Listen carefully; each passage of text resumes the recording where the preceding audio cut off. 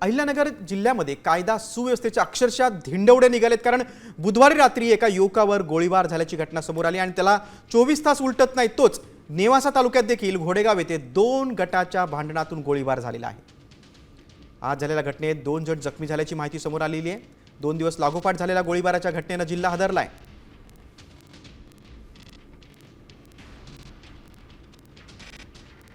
आपण अधिक माहिती घेऊया आमचे प्रतिनिधी सुशील थोरात यांच्याकडनं। सुशील, लागोपाठ 2 दिवस गोळीबाराच्या घटना घडलेल्या आहेत। पोलिसांचं काय म्हणणं आहे? आरोपींना ताब्यात घेतलंय का? कायदा सुव्यवस्थेवर बोट ठेवलं जाते?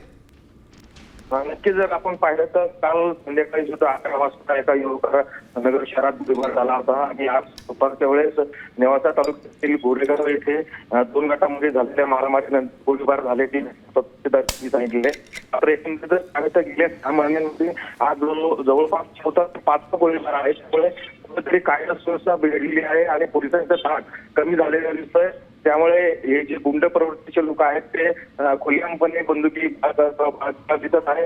नगर जिल्ह्यात जर आपण पाहिलं तर आपण म्हणू शकतो ते खाते खुलेआम घेऊन आणि पोलीस कारवाई करतात। ती कारवाई जुलमी असते, त्यामुळे या गुंडांचं कुठेतरी पावतं आणि त्यामुळे या गोळीबाराच्या घटना वाढत चालल्याचं आपल्याला दिसत आहे। सुशील, तुम्ही सविस्तर माहिती दिली त्याबद्दल धन्यवाद। आपण बघतोय अहिल्यानगरमध्ये सलग 2 दिवस गोळीबाराच्या घटना घडलेल्या आहेत, त्यामुळे कायदा सुव्यवस्थेचे अक्षरशः धिंडवडे निघालेत। स्थानिकांमधून संताप व्यक्त होतोय। पोलिसांच्या कार्यक्षमतेवर देखील प्रश्नचिन्ह उपस्थित राहिलेलं आहे। अगदी भर रस्त्यात गोळीबाराची घटना घडलेली आहे। आपण दृश्यामध्ये बघू शकतो